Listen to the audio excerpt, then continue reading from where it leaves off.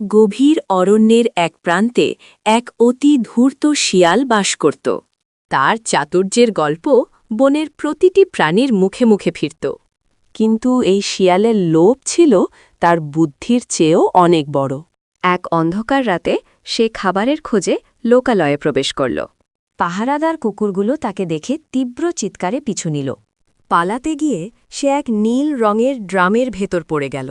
সকালে উঠে সে দেখল তার সারা শরীর অদ্ভুত নীল হয়ে গেছে। এই নতুন রূপে সে নিজেকে বনের নতুন রাজা হিসেবে ভাবল। সে অত্যন্ত রাজকীয় চালে বনের সব প্রাণীর সামনে ফিরে এলো। তাকে দেখে বনের বাঘ এবং সিংহ পর্যন্ত চরম বিস্ময়ে থমকে গেল। শিয়ালটি বলল, চাঁদের দেবতা তাকে রাজা বানিয়ে পাঠিয়েছেন।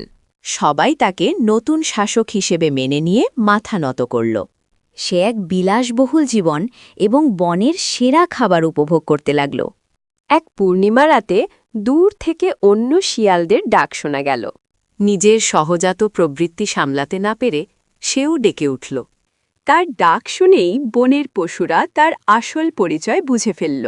মিথ্যের রাজত্ব শেষ হল এবং ধূর্ত শিয়ালের বিচার শুরু হল।